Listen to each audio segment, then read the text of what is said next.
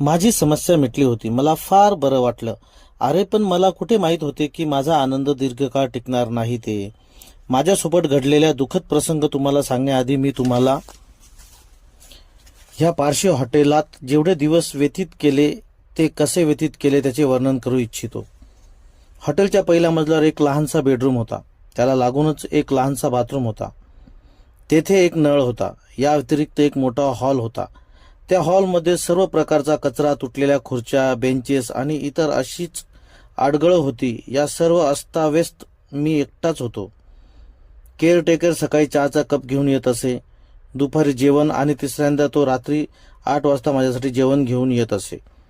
जेव्हा तो टाळू शकत नव्हता तेव्हाच तो यायचा आणि आल्यानंतर तो कधीच माझ्याशी बोलत नसे. तो दिवस असाच गेला. बडोदा संस्थानातील सामान्य अकाउंटंट विभागात मला उमेदवारी देण्यात आली. मी साधारणतः सकाळी 10 वाजता हॉटेलातून कार्यालयात जाण्यासाठी निघत असे आणि रात्री 8 वाजता हॉटेलवर पोहोचत असे. जास्तीत जास्त वेळ मी हॉटेल बाहेर घालवण्याचा प्रयत्न करीत असे. रात्री मुद्दाम मित्रांसोबत राहायचो. रात्री हॉटेलवर परतण्याचा विचार जरी आला तरी माझ्या काळजाचा थरकाप होत असे. अपरिहार्यता होती म्हणून मला हॉटेलवर जावं लागत असे, कारण आरामासाठी हॉटेल व्यतिरिक्त दुसरी कुठलीच जागा माझ्याकडे नव्हती. हॉटेलच्या पहिल्या मजल्यावर कुणीच मनुष्य मात्र नव्हतं ज्याच्यासोबत मी बोलू शकेन.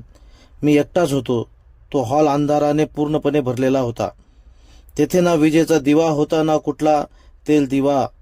केअरटेकर माझ्यासाठी एक कंदील घेऊन यायचा, पण त्याच्या उजेड काही इंचाच्या पलीकडे जात नसे. मला वाटायचं की मी एक भयानक तुरुंगात डांबलो गेलेलो आहे.